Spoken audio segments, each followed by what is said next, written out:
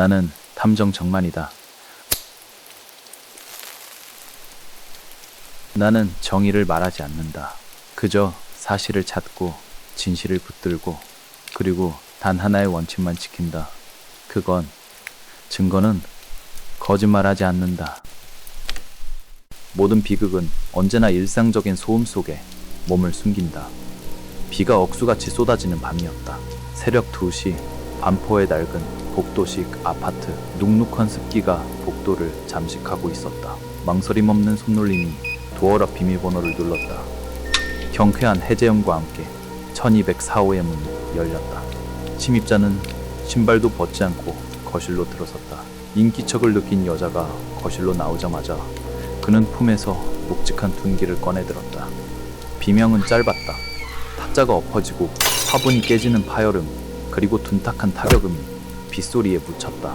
여자가 마지막으로 바닥을 긁는 소리가 멎자 침입자는 주머니에서 무언가를 꺼내 바닥에 툭 던졌다. 금속이 부딪히는 소리였다. 그는 현관을 나섰다. 계단을 내려가는 발소리가 기묘했다. 마치 한쪽 다리를 저는 듯한 불규칙한 박자. 1층 로비로 나서는 순간 순찰 중이던 경비원과 마주쳤다. 손전등 불빛이 그의 우비를 비추자마자 그는 망설임 없이 흉기를 휘둘렀다. 경비원이 쓰러졌고 손전등이 빗물 위를 뒹굴었다. 남겨진 것은 씻겨 내려가는 핏물과 희미한 섬유 유연제 향, 그리고 발자국뿐이었다.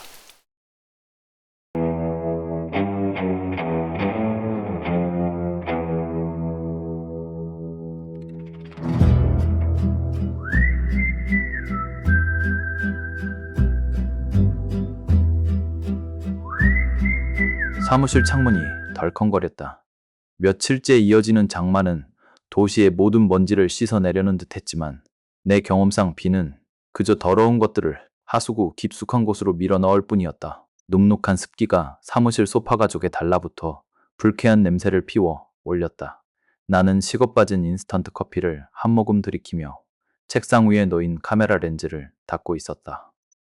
의뢰는 없었고 통장 잔고는 바닥을 향해 다이빙 중이었다. 그때 책상 위에서 진동이 울렸다. 앞정에 뜬 이름은 김상진. 내 인생에 도움이 되는 일이라곤 술값을 대신 내주는 것 말고는 거의 없는 강력계의 늙은 호랑이였다. 여보세요? 자냐? 수화기 너머로 들려오는 목소리는 걸걸했다. 빗소리와 사이렌 소리, 그리고 무전기 잡음이 배경음으로 깔려 있었다.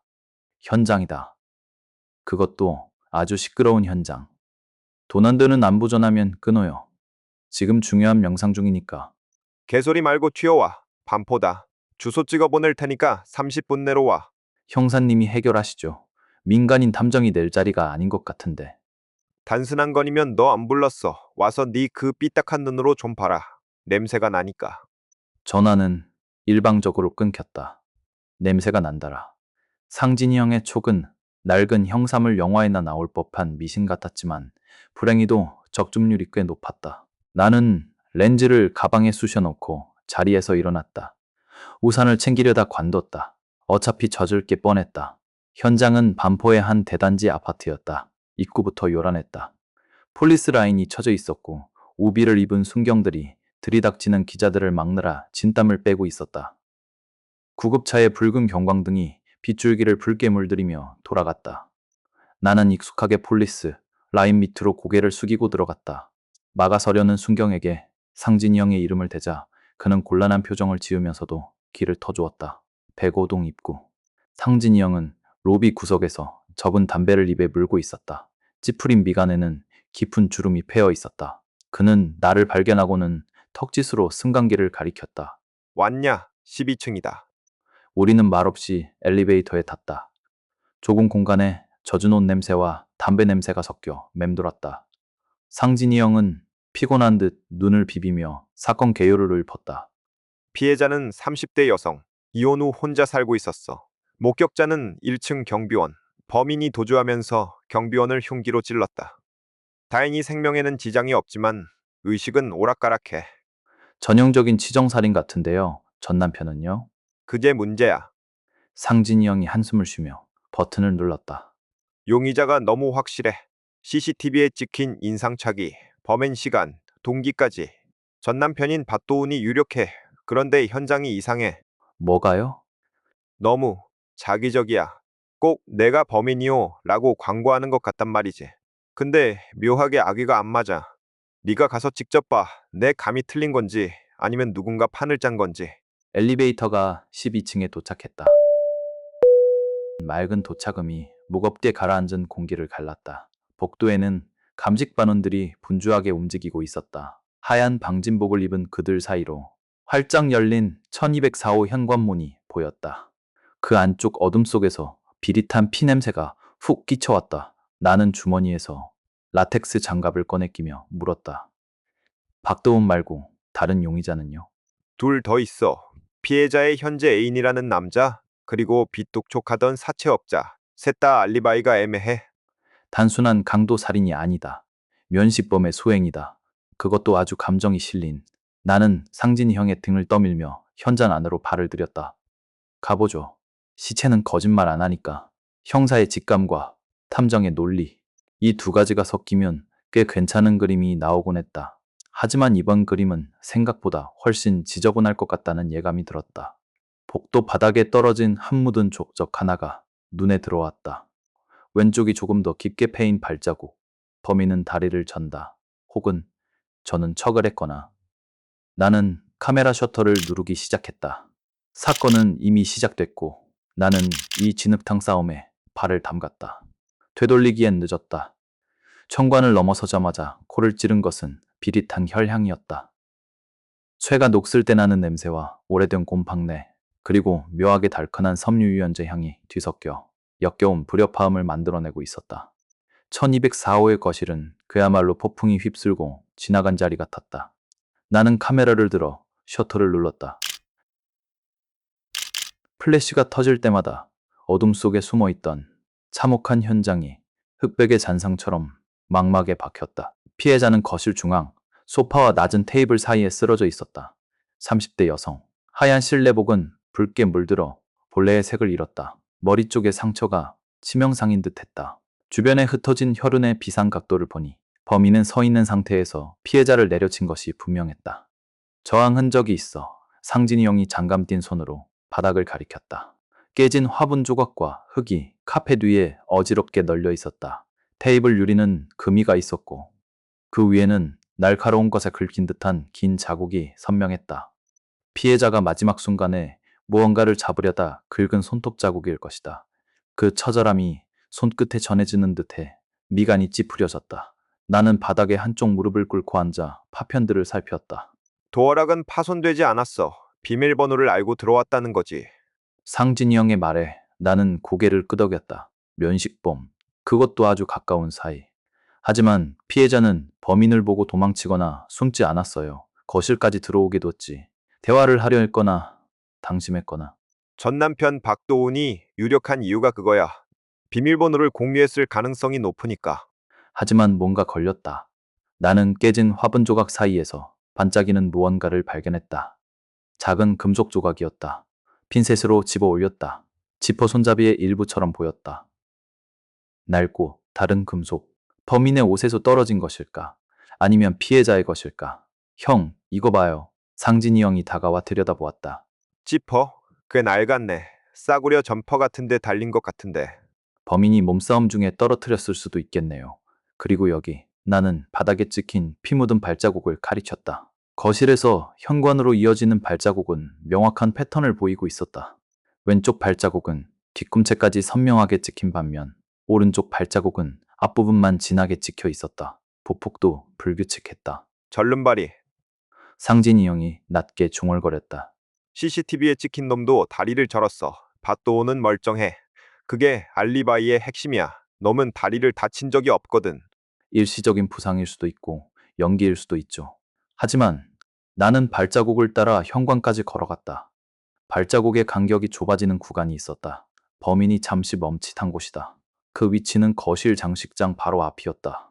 장식장 위에는 가족 사진으로 보이는 액자가 엎어져 있었고 그 옆에는 빈 공간이 있었다. 먼지가 쌓인 자국이 네모난 형태로 남아 있었다. 무언가 있었던 자리다. 여기 뭐가 있었을까요? 피해자 오빠 말로는 이혼하고 나서 예물함 같은 귀중품은 다 처분했다고 하던데 그냥 작동산이 놓는 자리 아니었을까? 아니요. 범인은 살인을 저지르고 급하게 나가면서도 굳이 여기서 멈췄어요. 그리고 뭔가를 챙겼죠. 단순히 돈이 목적이었다면 안방부터 뒤졌을 겁니다. 이건 계획된 수거예요. 나는 다시 시신 쪽으로 돌아갔다. 피해자의 손톱 밑에는 짙은색 섬유 조각이 끼어 있었다. 저항의 흔적. 범인의 옷가지일 것이다. 그리고 피해자의 주머니가 밖으로 뒤집혀 있었다. 휴대폰은 사라지고 없었다. 휴대폰을 가져갔군. 연락 기록을 지우고 싶었거나 그 안에 범인을 특정할 무언가가 있었겠지. 나는 시선을 돌려 베란다 창문을 바라보았다. 빗줄기가 창문을 때리고 있었다. 잠금 장치는 굳게 닫혀 있었다. 입챙이라는 높이와 잠긴 창문, 출입구는 오직 현관문 하나뿐이었다. 밀실은 아니지만 심리적인 밀실이다. 비밀번호를 아는 자만이 들어올 수 있는 성역. 그 성역이 깨졌다. 그때 감식 반원이 다가와 증거물 봉투를 내밀었다. 현관 신발장 밑 구석에서 발견된 것이었다. 이거 보십시오. 젖은 담배꽁초입니다. 나는 봉투를 받아들었다. 필터 끝이 씹힌 자국이 있는 저가형 담배. 젖어 있는 상태로 보아 범인이 들어오기 직전이나 나가면서 떨어뜨린 것이 분명했다.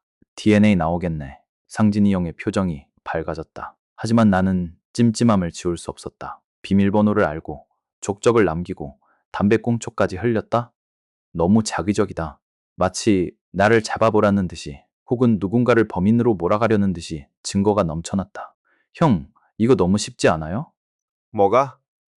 범인은 장갑을 꼈어요. 지문 하나 안 남기려고. 그런데 족적은 보란 듯이 찍고 다니고 담배꽁초까지 흘렸다? 한쪽은 치밀한데 한쪽은 엉성해요. 모순이죠. 급해서 그랬겠지.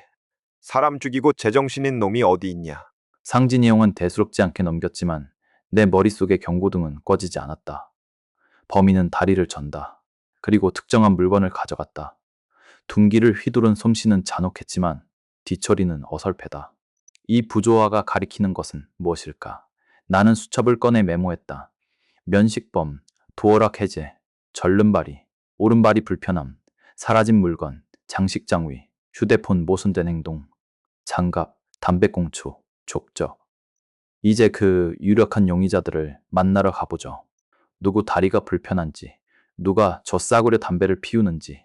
현장의 공기는 여전히 무거웠지만 퍼즐 조각들은 하나둘씩 모습을 드러내고 있었다. 다만 그 조각들이 원래 한 그림이었는지는 아직 알 수 없었다. 나는 마지막으로 피해자의 얼굴을 바라보았다. 고통으로 일그러진 표정 속에 범인을 향한 마지막 감정이 무엇이었는지 읽어내려 노력하며 원망이었을까? 아니면 놀라움이었을까? 우리는 1204호를 뒤로 하고 복도로 나섰다. 빗줄기는 여전히 거세게 쏟아지고 있었다. 이제 인간의 입을 열게 할 차례였다. 거짓말을 밥 먹듯이 하는 살아있는 인간들의 입을. 반포 경찰서 형사과 취조실. 이곳의 공기는 바깥보다 더 무겁고 끈적거렸다. 환풍기는 돌아가고 있었지만 수십 년간 축적된 범죄자들의 땀 냄새와 형사들의 담배 냄새, 그리고 절망의 악취를 뽑아내기엔 역부족이었다. 나는 매직 미러 너머로 첫 번째 용의자를 지켜보고 있었다. 상진이 형이 안에서 그를 압박하고 있었다. 용의자 1, 박도훈, 34세, 전 남편. 그는 셔츠 단추를 목구까지 채운 채 파리한 안색으로 떨고 있었다. 피해자와는 6개월 전 합의 이혼한 상태였다. 경찰이 그를 가장 먼저 지목한 이유는 명확했다. 사건 현장의 도어락 비밀번호를 알고 있을 확률이 가장 높은 인물. 그리고 이혼 과정에서 위자료 문제로 소송까지 갔던 전력이 있었다. 상진이 형이 현장에서 발견된 족적 사진을 테이블 위에 던졌다. 박도호는 사진을 보자마자 몸을 움츠렸다. 상진이 형은 그날 밤의 행적을 캐물었다. 박도호는 억울함을 호소했다. 그는 사건 발생 시간인 새벽 2시에 자신의 오피스텔에서 온라인 게임을 하고 있었다고 주장했다. 목소리는 기어 들어갈 듯 작았지만 내용은 구체적이었다. 그는 게임 접속 로그와 채팅 기록을 증거로 제출하겠다고 했다. 심지어 같은 길드원들과 보이스 채팅을 하고 있었기에 목소리도 녹음되어 있을 것이라고 덧붙였다. 나는 그의 다리를 유심히 관찰했다. 현장의 범인은 오른쪽 다리를 저는 특징이 있었다. 상진이 형도 그것을 염두에 둔 듯 그에게 자리에서 일어나 걸어보라고 지시했다. 박도훈은 영문을 모르겠다는 표정으로 일어나 취조실을 한 바퀴 돌았다. 걸음걸이는 지극히 정상이었다. 억지로 서는 척을 하려 해도 무의식적인 근육의 움직임까지 숨길 수는 없는 법이다. 그의 다리에는 어떤 불편함도 없어 보였다. 상진이 형이 취조실을 나왔다. 어때? 연기 같냐? 아니요. 저 친구는 겁에 질려 있어요. 살인을 저지르고 저렇게 태연하게 알리바이를 댈 위인은 못 됩니다. 게다가 다리가 너무 멀쩡해요. 현장의 범인은 계단을 뛰어 내려갈 때도 엇박자였어요. 흉내내기 힘든 리듬이죠. 게임 로그는 확인해 봐야겠지만 만약 그게 사실이라면 이놈은 아웃이야. 박도훈은 전형적인 소심한 회사원이었다. 둔기를 사용해 사람을 무참히 살해할 만큼의 폭력성을 가진 인물로는 보이지 않았다. 하지만 그가 범인이 아니라면 도어락은 대체 어떻게 열린 것인가? 용의자 2. 김민서, 31세. 피해자의 현재 연인. 두 번째 용의자는 피해자가 최근 교제 중이라던 남자, 김민석이었다. 그는 보험 설계사였다. 취조실에 들어선 그는 박도훈과는 전혀 다른 태도를 보였다. 말끔한 정장 차림에 머리는 왁스로 단정하게 넘긴 상태였다. 그는 불쾌한 기색을 숨기지 않으며 팔짱을 끼고 앉아 있었다. 상진이 형이 들어오자마자 그는 시계를 보며 시간을 재촉했다. 자신은 내일 중요한 미팅이 있다며 빨리 끝내달라고 요구했다. 피해자의 죽음에 대한 슬픔보다는 자신의 스케줄이 망가진 것에 대한 짜증이 더 커 보였다. 상진이 형은 그의 태도를 무시하고 알리바이를 물었다. 김민석은 사건 당일 야근을 했다고 진술했다. 사무실에 혼자 남아 서류 정리를 했고 새벽 3시쯤 퇴근했다는 것이었다. 하지만 그를 증명해 줄 사람은 없었다. 사무실 CCTV는 공교롭게도 점검 중이었다고 했다. 완벽한 공백이었다. 나는 매직미러의 얼굴을 바짝 대고 그의 손을 관찰했다. 그의 오른손 손등에 얇게 긁힌 자국이 있었다. 딱지가 않기 전 붉게 부어오른 상처, 현장 테이블 유리에 긁힌 자국과 피해자의 손톱 및 저항 흔적이 떠올랐다. 상진이 형이 그 상처를 지적했다. 김민석은 잠시 시선을 피하더니 키우던 고양이가 핥힌 것이라고 둘러댔다. 그는 휴대폰을 꺼내 고양이 사진을 보여주며 애써 태연한 척했다. 하지만 상진이 형이 도어락 비밀번호를 알고 있었느냐고 묻자 그의 눈동자가 흔들렸다. 그는 잠시 침묵하다가 알고 있었다고 시인했다. 가끔 그녀의 집에 들러 반찬을 챙겨주곤 했기에 번호를 공유받았다는 설명이었다. 그때 그가 재킷 안주머니에서 손수건을 꺼내 이마에 땀을 닦았다. 그 순간 취조실 스피커를 통해 미세한 소음과 함께 그의 향수 냄새에 대한 상진이 형의 언급이 들렸다. 향수 쓰나? 냄새가 좋네. 김민석은 시트러스 계열의 향수를 쓴다고 대답했다. 1204호 현관에 남아있던 그 희미한 냄새, 섬유 유연제 냄새라고 생각했던 것이 사실은 이 남자의 잔향이었을까. 하지만 그 역시 걸음걸이는 멀쩡했다. 다리를 절지 않았다. 그는 현장의 족적 증거와는 맞지 않지만 심리적 증거와 정황에는 가장 부합하는 인물이었다. 알리바이가 없고 비밀번호를 알며 피해자와 가장 가까운 관계, 그리고 손등의 상처. 저놈 뭔가 숨기고 있어. 눈빛이 뱀 같아. 내가 중얼거리자 옆에 있던 형사가 고개를 끄덕였다. 하지만 결정적인 물증인 다리조는 습관이 없었다. 그가 범인이라면 현장의 족적은 조작된 것일까? 용의자 3. 최갑수 45세 사채업자. 마지막 용의자가 취조실로 끌려 들어왔다. 최갑수 불법 대부업체 수금책이었다. 피해자는 이혼 후 생활고로 인해 제3금융권에 손을 댔고 최근까지 최갑수에게 빚 독촉을 받고 있었다. 그의 인상착의는 현장의 단서들과 소름 끼칠 정도로 일치했다. 낡은 점퍼, 찌든 담배 냄새, 그리고 무엇보다 그는 들어올 때부터 한쪽 다리를 심하게 절뚝거렸다. 통풍과 과거의 부상 때문이라고 했다. 상진이 형은 현장에서 수거한 담배꽁초를 봉투째 보여주며 들이밀었다. 최갑수의 주머니에서는 똑같은 담배갑이 나왔다. 그는 당황한 기색 없이 바닥에 침을 뱉는 신용을 하며 욕설을 내뱉었다. 최갑수는 그날 밤 피해자의 집에 갔었다는 사실을 순순히 인정했다. 빚을 받으러 갔다고 했다. 하지만 그는 문을 열어주지 않아 현관 앞에서 소리만 지르다 왔다고 주장했다. 담배는 그때 피우고 버린 것이라고 했다. 죽이지는 않았다는 것이 그의 요지였다. 상진이 형이 현관 안쪽, 거실에서 발견된 족적 이야기를 꺼내자 그는 길길이 날뛰었다. 자신은 집안에는 발끝도 들이지 않았다고 고함을 질렀다. 문을 부수려다가 실패해서 돌아갔을 뿐이라고 항변했다. 그의 분노는 꽤나 설득력이 있었다. 사채업자에게 채무자의 죽음은 손해다. 하지만 우발적인 살인이라면 돈을 달라고 위협하다가 몸싸움이 벌어졌고 홧김에 둔 뒤를 휘둘렀다면 설명이 된다. 현장에서 발견된 지퍼 조각도 그의 낡은 점퍼와 비슷해 보였다. 나는 취조실 안으로 들어갔다. 상진이 형이 나를 흘쩍 보더니 자리를 비켜주었다. 나는 최갑수의 맞은편에 앉아 그의 점퍼를 가리켰다. 옷이 많이 낡았네요. 지퍼 좀 봅시다. 최갑수는 험악한 표정으로 나를 노려봤지만 내가 탐정이라는 말에 콧방귀를 내며 점퍼를 내밀었다. 지퍼 손잡이가 반쯤 부러져 있었다.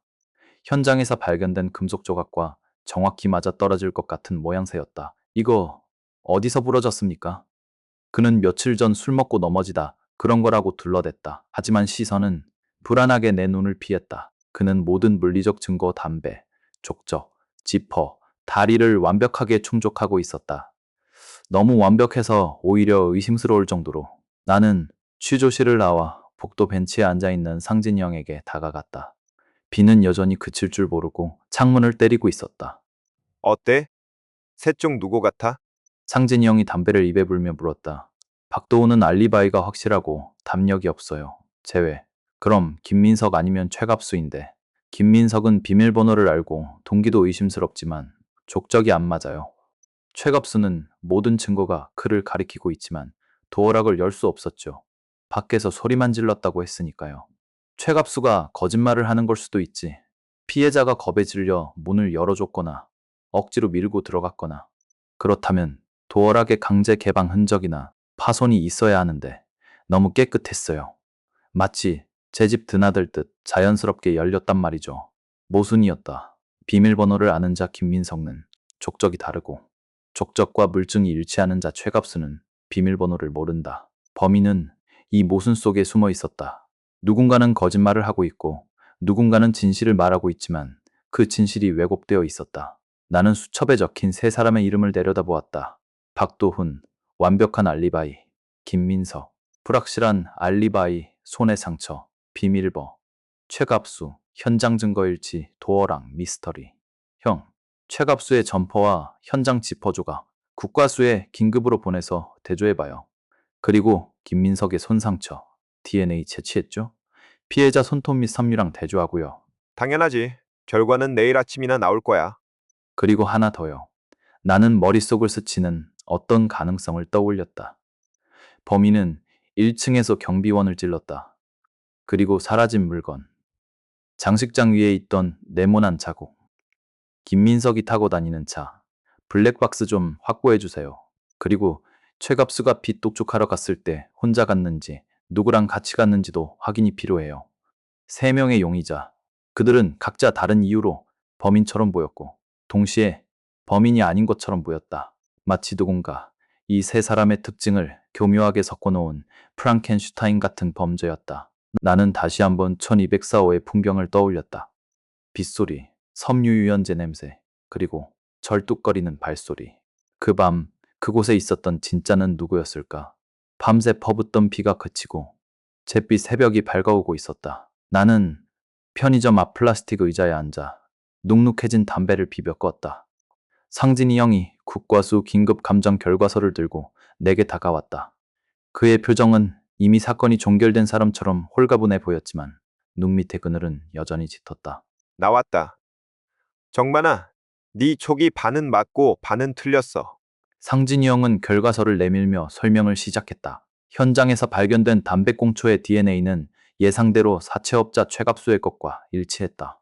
또한 거실 바닥에서 발견된 지퍼 조각의 금속 성분과 마모 형태가 최갑수가 입고 있던 낡은 점퍼의 지퍼와 정확히 맞아떨어진다는 판정이 나왔다. 그것은 완벽한 물증이었다.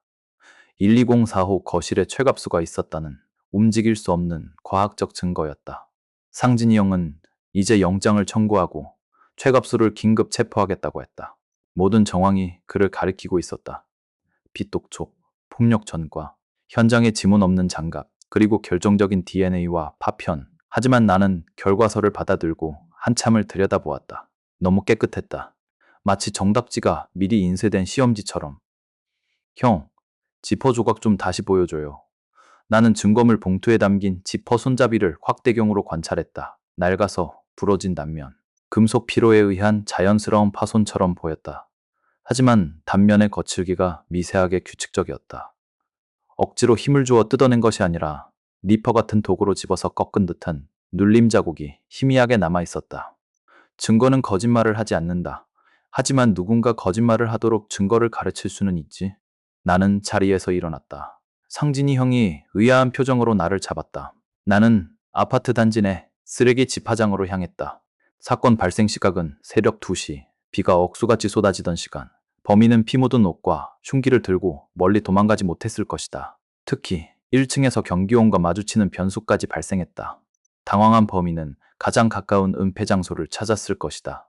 CCTV 사각지대에 위치한 재활용 분리수거장. 나는 관리소의 협조를 얻어 어젯밤부터 오늘 새벽 사이에 배출된 쓰레기 봉투들을 뒤지기 시작했다. 역겨운 음식물 쓰레기 냄새와 젖은 종이 박스 냄새가 코를 찔렀다. 상진이 형도 투덜거리면서도 내 옆에서 장갑을 끼고 봉투를 찢었다. 30분쯤 지났을까? 검은 비닐봉지 하나가 눈에 들어왔다. 일반 쓰레기 봉투가 아닌 검은색 대형 비닐봉투였다. 묵직했다. 나는 봉투를 열었다. 비릿한 혈향이 확 풍겨나왔다. 찾았다. 내 목소리에 상진이 형이 달려왔다. 봉투 안에는 피에 젖은 우비, 망치, 그리고 흙투성이인 등산화 한 켤레가 들어있었다. 우리는 물건들을 조심스럽게 꺼내 나열했다. 망치머리에는 피해자의 혈흔과 머리카락이 말라붙어 있었다. 흉기가 확실했다. 우비는 시중에서 흔히 구할 수 있는 싸구려 제품이었다. 하지만 내 시선을 사로잡은 것은 신발이었다. 사이즈 275mm, 낡은 등산화, 밑창의 마모 상태는 현장의 족적과 일치할 것이 뻔했다. 그리고 이 신발은 사채업자 최갑수가 평소 즐겨 신는 스타일과 매우 흡사했다. 아니, 어쩌면 최갑수의 신발장에서 훔쳐온 것일 수도 있었다. 나는 신발 안쪽을 들여다보았다. 깔창이 젖어 있었다. 나는 핀셋을 꺼내 신발 안쪽 깊숙한 곳을 긁어냈다. 형, 이것 좀 봐요. 핀셋 끝에 걸려 나온 것은 가늘고 하얀 털 한 가닥이었다. 고양이 털. 최갑수는 혼자 사는 기러기 아빠였고 반려동물을 키우지 않는다고 진술조서에 적혀 있었다. 반면 김민석은 고양이를 키운다며 휴대폰 속 사진을 보여줬었다. 그리고 결정적인 단서는 신발의 깔창에 남아 있었다. 나는 상진이 형에게 휴대폰 플래시를 비춰달라고 부탁했다. 275mm 신발의 깔창. 하지만 빗물에 젖어 진해진 발바닥 눌림 자국은 기이했다. 발가락이 닿아야 할 위치보다 훨씬 뒤쪽에 진한 압력 흔적이 남아 있었다.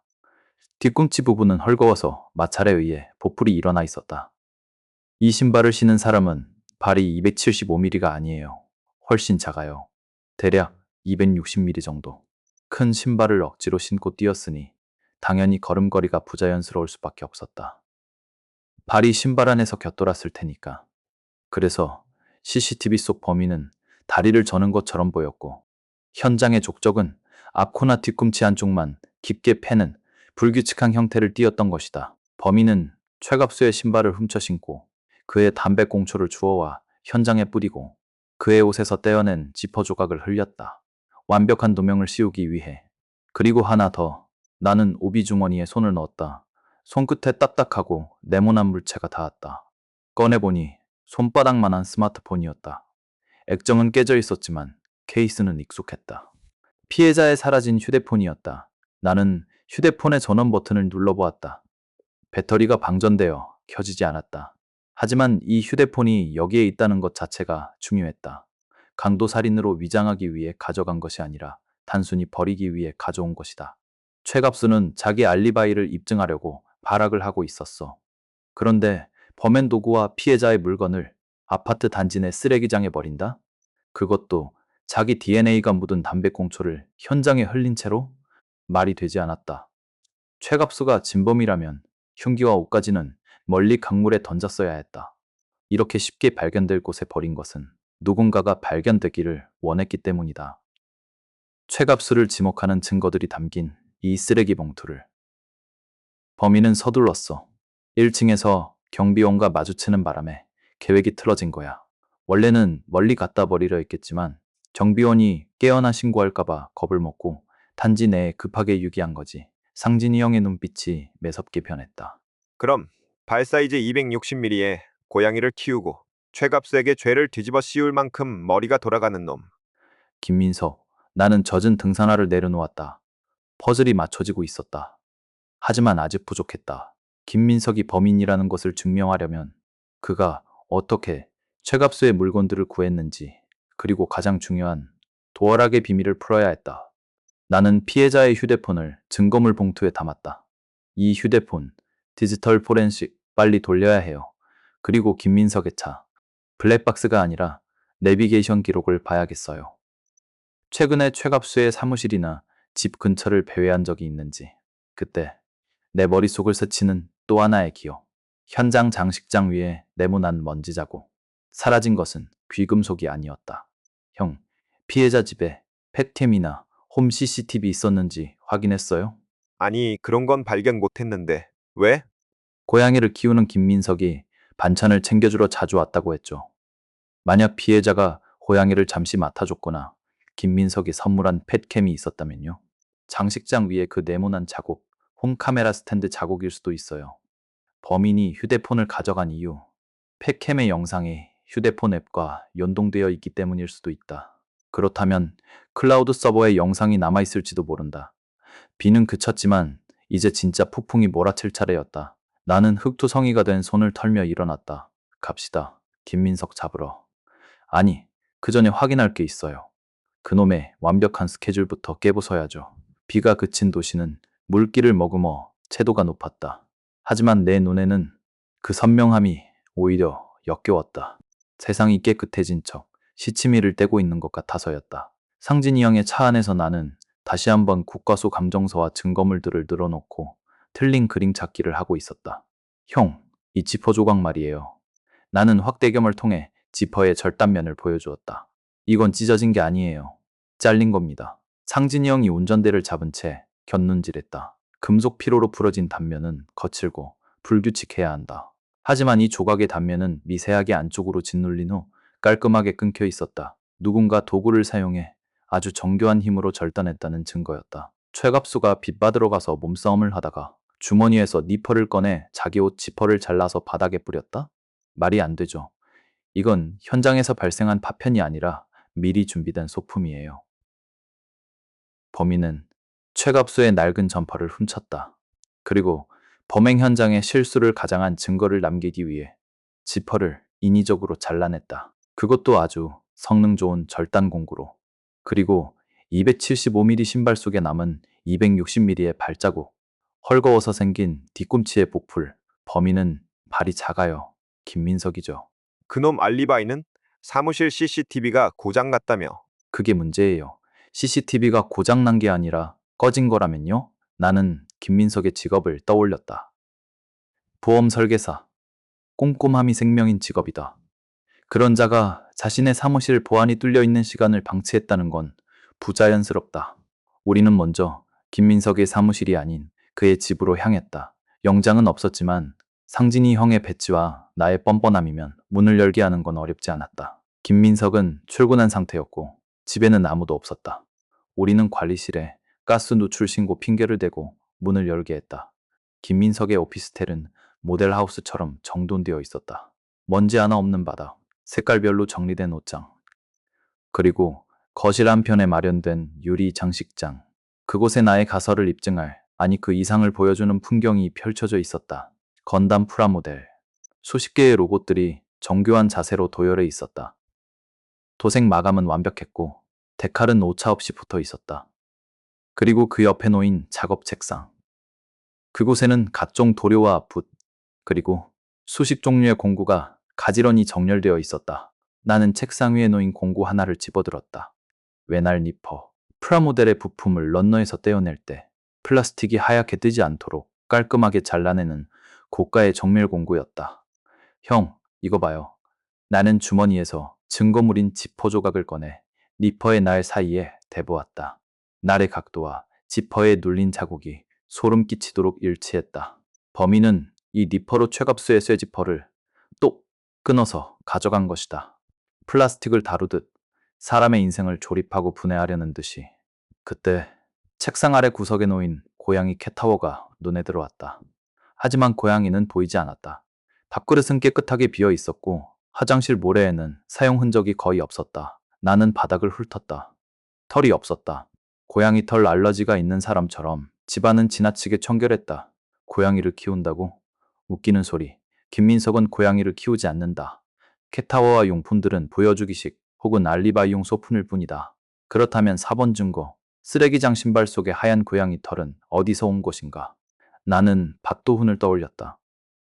김민석이 아니라면 피해자나 제3자의 고양이여야 한다. 하지만 피해자는 고양이를 키우지 않았다. 남은 건 하나, 현장에 있었던 고양이다. 우리는 즉시 박도훈의 집으로 차를 돌렸다. 녀석은 어제와 달리 초췌한 몰골로 문을 열어주었다. 방 안에서 기괴한 냄새가 났다. 컵라면 용기와 담배꽁초가 굴러다니는 방. 그리고 모니터 2대가 켜져 있는 컴퓨터 책상. 방 구석에 하얀색 페르시안 고양이가 웅크리고 있었다. 야, 박도훈. 상진이 형이 으름장을 놓으며 들어갔다. 박도훈은 몸을 떨며 뒷걸음질 쳤다. 나는 책상 위의 모니터를 살폈다. 게임 화면이 아니었다. 특정 IP 주소로 접속된 클라우드 서버 화면이었다. 1204호 장식장 위 네모난 먼지 자국. 네가 설치한 거지? 펫캠. 박도훈은 입술을 깨물며 부정하려 했다. 하지만 내가 고양이를 가리키며 이 고양이의 털이 범인이 버린 신발에서 나왔다는 사실을 들이밀자 무너져 내렸다. 박도훈의 진술은 충격적이었다. 그는 이혼 후에도 전처에 대한 집착을 버리지 못했다. 몰래 설치해둔 팩캠으로 그녀의 일상을 훔쳐보고 있었다. 사건 당일 새벽 2시, 그는 게임을 하던 척하며 다른 모니터로 그녀의 거실을 보고 있었다고 했다. 영상 가지고 있지? 박도훈은 떨리는 손으로 폴더 하나를 열었다. 화면 속에 1204호의 거실이 나타났다. 시간은 0204. 현관문이 열렸다. 도어락 소리는 들리지 않았다. 문이 열리자마자 오비를 입은 남자가 들어왔다. 그는 젖은 등산화를 신고 있었다. 그런데 이상했다. 그는 다리를 절지 않았다. 영상 속의 범인은 성큼성큼 거실로 들어와 피해자를 덮쳤다. 살해 과정은 짧고 잔혹했다.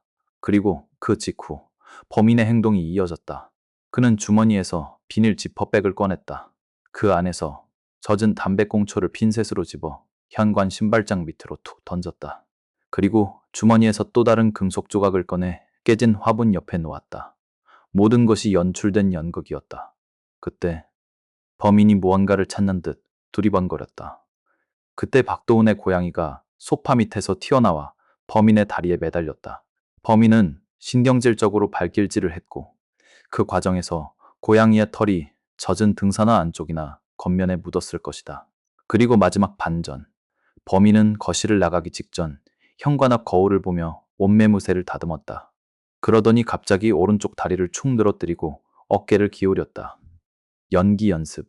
그는 거실 안에서 몇 번 절뚝거리는 신용을 해보더니 만족한 듯 문을 열고 나갔다. 복도 CCTV에 찍힐 절름발이 연기를 위한 리허설이었다.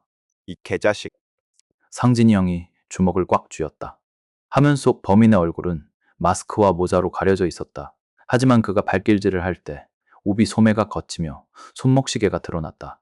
메탈 시계. 그리고 그 시계가 가리키는 시간과 영상의 타임코드가 일치했다. 그런데 시계의 밴드가 독특했다. 가죽이나 메탈 줄이 아닌 직접 도색한 듯한 화려한 컬러의 커스텀 밴드. 나는 김민석의 집 장식장에 있던 완성된 건담 프라모델의 도색 패턴을 떠올렸다. 메탈릭 블루와 골드의 조화.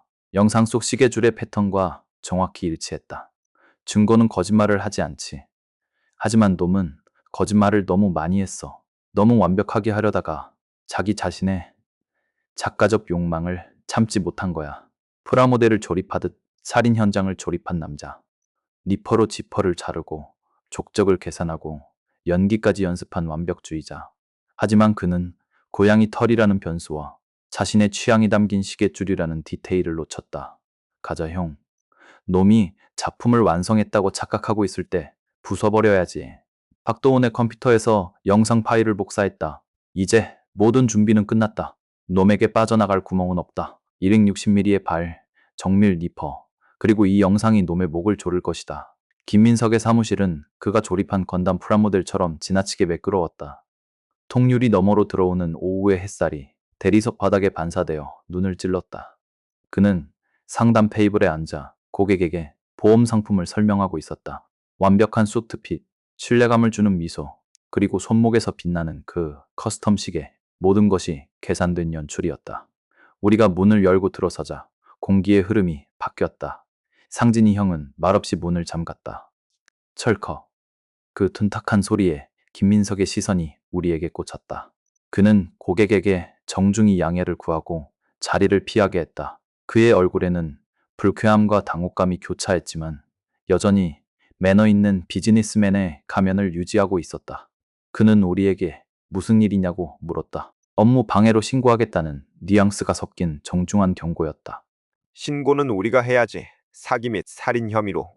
상진이 형이 의자를 끌어당겨 김민석의 코앞에 앉았다. 나는 젖은 등산화가 담긴 증거물 봉투를 그의 깨끗한 유리 테이블 위에 툭 던졌다. 흙탕물이 묻은 비닐이 고급스러운 집무실 풍경을 단숨에 망쳐놓았다. 김민석은 인상을 찌푸리며 물러났다. 그는 그 신발이 무엇인지 자신과 무슨 상관인지 모르겠다는 태도를 고수했다. 목소리는 차분했지만 눈동자는 신발에서 시선을 떼지 못하고 있었다. 사이즈 275mm. 사채업자 최갑수의 신발이지. 근데 이상해. 깔창을 보면 뒤꿈치가 닿아야 할 곳은 멀쩡한데 훨씬 앞쪽이 지치겨져 있어. 260mm 발을 가진 놈이 억지로 신고 뛰었다는 증거야. 나는 내 발을 그의 구두 옆에 슬쩍 갖다 댔다. 너 발 작지? 260mm 정도 되나? 김민석은 헛웃음을 지으며 그것이 증거가 되냐고 반문했다. 발 사이즈가 같은 남자는 대한민국에 수백만 명이라고 항변했다. 논리적인 반박이었다. 그는 자신이 그 시간에 사무실에 있었다는 주장을 굽히지 않았다. CCTV가 꺼져 있었다 해도 자신이 범인이라는 증거는 없지 않냐는 것이었다. 그래, 심증만으로는 부족하지. 그래서 네가 만든 물증을 가져왔어. 나는 주머니에서 지퍼 조각과 확대 사진을 꺼냈다. 최갑수의 옷에서 떨어진 지퍼, 국가수 결과 팬츠나 니퍼로 잘린 자국이 나왔어. 그것도 아주 날카롭고 정교한 외날 니퍼로. 김민석의 표정이 처음으로 굳어졌다. 미간의 주름이 깊어졌다. 그는 침묵했다. 나는 그의 집에서 찍어온 건담 프라모델 사진과 니퍼 사진을 테이블 위에 펼쳤다. 건담 만들 때 쓰는 그 비싼 공구. 플라스틱을 두부 자르듯 잘라내는 그놈. 지퍼의 절단면과 네 니퍼날의 이가 빠진 부분이 일치하더군. 쇠를 잘랐으니 날이 상했을 테지. 그는 여전히 버텼다. 니퍼야 새로 사면 그만이고 누군가 자신의 집에 침입해 훔쳐갔을 수도 있다고 주장했다. 그는 자신이 피해자를 사랑했다고 말했다. 죽일 이유가 없다고 눈시울까지 붉히며 호소했다. 연기력이었다. 아카데미 나무주연상감이었다. 사랑? 아니, 넌 통제를 사랑한 거야. 네 계획대로 움직이지 않는 건 못 견디니까. 나는 노트북을 꺼내 테이블 위에 올렸다. 박도원의 클라우드에서 따온 영상을 재생했다. 화면 속에 거실이 떠올랐다. 김민석의 안색이 창백하게 질렸다. 빗기가 완전히 사라진 얼굴은 시신처럼 하얗게 변했다. 그는 화면 속의 남자를 부정하고 싶었을 것이다. 우비와 마스크로 가려진 얼굴. 하지만 화면 속의 남자는 너무나도 김민석다운 행동을 하고 있었다. 영상 속의 남자가 살인을 저지르고 증거를 씹는 장면이 흘러나왔다. 그리고 문제의 장면. 남자가 형광 거울 앞에서 옷매무새를 다듬었다. 그리고 갑자기 오른쪽 다리를 절뚝거리며 거실을 걸어보았다. 고개를 갸웃거리더니 다시 한 번 더 과장되게 절뚝거렸다. 리허설. 내가 나직하게 말했다. 넌 범죄를 저지른 게 아니라 연출을 한 거야. 최갑수라는 배역을 완벽하게 소화하기 위해 연습까지 했지. CCTV에 찍힐 각도, 걸음걸이, 흘릴 증거품, 모든 게 네 각본이었어. 김민석은 떨리는 손으로 물잔을 집으려다 엎질렀다. 물이 테이블 위로 흥건하게 퍼졌다. 그는 영상 속 인물이 자신이 아니라고 발악하듯 부정했다. 얼굴이 안 보이지 않느냐? 저건 조작된 영상이라고 억지를 부렸다. 그래? 그럼 이건 어때? 나는 영상을 일시 정지시켰다. 범인이 고양이를 발로 차는 순간 우비 소매가 들리며 드러난 손목시계. 확대된 화면 속의 시계줄은 독특한 메탈릭 블루와 골드 패턴으로 도색되어 있었다. 나는 시선을 들어 김민석의 손목을 바라보았다. 그가 황급히 소매를 내리려 했지만 상진이 형이 더 빨랐다. 상진이 형은 거친 손길로 김민석의 손목을 녹아채 테이블 위로 눌렀다. 이거 네 작품이지? 건담 도색하고 남은 도료로 칠한 거잖아. 패턴이 일치했다. 움직일 수 없는 그가 자신의 몸에 새긴 낙인이었다. 김민석의 입술이 파르르 떨렸다. 그는 숨을 헐떡이며 눈동자를 굴렸다. 논리가 막혔다. 시나리오에 없던 변수였다. 그는 비로소 자신이 설계한 미로에 자신이 갇혔음을 깨달았다. 그리고 결정타 하나 더. 나는 등산화 안쪽에서 채취한 고양이 털 사진을 보여주었다. 네가 발로 찼던 그 고양이 털이야. 넌 고양이를 안 키우지. 근데 이 털은 어디서 왔을까? 그날 밤 그곳에 있었던 제3의 목격자 몸에서 나온 거지. 모든 퍼즐이 맞춰졌다. 김민석은 더 이상 신사적인 비즈니스맨이 아니었다. 그는 구석에 몰린 쥐처럼 이를 갈았다.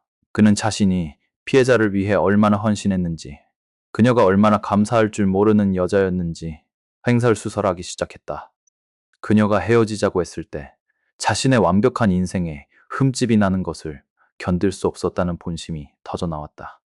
살인의 동기는 사랑이 아니라 오점 제거였다. 넌 실패했어, 김민석. 네 시나리오는 쓰레기통에 처박혔다. 상진이 형이 수갑을 꺼냈다. 차가운 금속성 소리가 사무실의 정적을 갈랐다. 김민석, 당신을 살인 및 살인미수, 증거 조작 혐의로 체포한다. 변호사를 선임할 수 있고. 미란다 원칙이 낭독되는 동안 김민석은 힘이 풀린 듯 의자에 주저앉았다. 그는 멍하니 자신의 손목에 채워지는 수갑을 내려다보았다. 그의 시선은 수갑이 아니라 그 옆에 있는 시계에 머물러 있었다. 자신의 예술적 감각이 자신을 파멸시켰다는 사실을 믿을 수 없다는 듯이. 상진이 형이 그를 일으켜 세웠다. 그는 저항하지 않았다. 다만 나를 지나칠 때 나를 노려보며 낮게 중얼거렸다. 운이 좋았을 뿐이라고. 내가 아니었어도 언젠가 밝혀질 일이었다고 자기 합리화를 시도했다. 나는 어깨를 으쓱했다. 운? 아니, 넌 디테일에 집착하다가 큰 그림을 놓친 거야. 원래 범죄는 프라모델처럼 딱딱 맞아떨어지지 않거든. 피 냄새와 진흙탕, 그게 현실이야. 김민석이 끌려나갔다. 사무실에는 엎질러진 물과 흙 묻은 신발, 그리고 주인을 잃은 화려한 시계만이 남았다. 나는 테이블 위에 놓인 니퍼를 집어들었다. 날카롭게 빛나는 날, 그것은 무언가를 잘라내기엔 훌륭했지만 진실을 덮기엔 너무 작았다. 창밖을 보니 다시 비가 내리기 시작했다. 이번에는 거리를 씻어내는 깨끗한 비처럼 보였다. 사건은 끝났다. 재구성은 완료되었다. 설계자는 무너졌고 탐정은 퇴장할 시간이었다. 사건은 종결됐다. 김민석은 유치장에서 하룻밤을 넘기지 못하고 모든 것을 자백했다. 아니, 자백이라기보다는 자신의 작품 해설에 가까웠다고 전해 들었다. 그는 자신이 얼마나 치밀하게 계획했는지, 최갑수의 동선을 얼마나 오랫동안 연구했는지 떠벌리며 수사관들의 감탄을 유도하려 했다고 한다. 끝까지 자신이 범죄자가 아닌 설계자로 기억되길 바라는 뒤틀린 나르시즘이었다. 전 남편 박도우는 살인용의 선상에서는 벗어났지만 불법 촬영 및 통신보호법 위반 혐의로 입건되었다. 그는 유치장으로 향하면서도 자신의 고양이를 누가 돌봐줄지 걱정했다고 한다. 비뚤어진 집착이 낳은 또 하나의 비극이었다. 만약 그가 그날 밤 변태적인 관음증을 발휘하지 않았더라면 이 사건은 영구 미제가 되었거나 엄한 사채업자가 누명을 쓰고 끝났을지도 모른다. 아이러니한 일이다. 진실을 밝힌 것이 정의감이 아니라 관음증이었다니. 사채업자 최갑수는 무혐의로 풀려났다. 그는 경찰서를 나서며 국가를 상대로 소송을 걸겠다며 고래고래 소리를 질렀다고 했다. 물론 그가 저지른 불법 추심 혐의는 별건으로 수사될 테니 그의 앞날도 그리 밝지는 않을 것이다. 비가 완전히 갠 저녁, 나는 상진이 형과 경찰서 뒷골목에 허름한 순댓국밥집에 마주 앉아 있었다. 뚝배기에서 피어오르는 김이 우리 사이를 가로막고 있었다. 결국 놈이 원한 건 완벽함이었나. 덧칠을 너무 많이 했어요. 흔적을 지우려다 더 진한 흔적을 남긴 거죠. 근데 그 전 남편 놈 말이다. 이해가 안 가서 그래. 팩캠으로 다 보고 있었다며. 놈이 들어오는 거, 죽이는 거 다 봤으면서 왜 바로 신고 안 했대? 바로 경찰 불렀으면 살렸을지도 모르잖아. 나는 깍두기를 씹으며 냉소적으로 대답했다. 겁났겠죠. 그 고양이 피해자가 아니잖아요. 며칠 전에 자기가 출장 간다고 핑계대면서 억지로 떠맡긴 겁니다. 순전히 그 팩캠 설치하려고요. 미친 새끼. 신고하면 자기가 몰래 카메라 설치해서 전적 훔쳐보고 있었다는 걸 자백해야 하니까요. 여자가 죽어가는 것보다 자기가 스토커로 감방 가는 게 더 무서웠던 겁니다. 비겁하고 이기적인 놈이죠. 상진이 형은 혀를 차며 고개를 저었다. 범인을 잡았다고 해서 죽은 이가 돌아오진 않는다. 1204호의 핏자국은 지워지겠지만 그곳에 서린 공포와 인간의 밑바닥 같은 이기심은 오래 남을 것이다. 가게를 나서니 차가운 밤 공기가 훅 끼쳐왔다.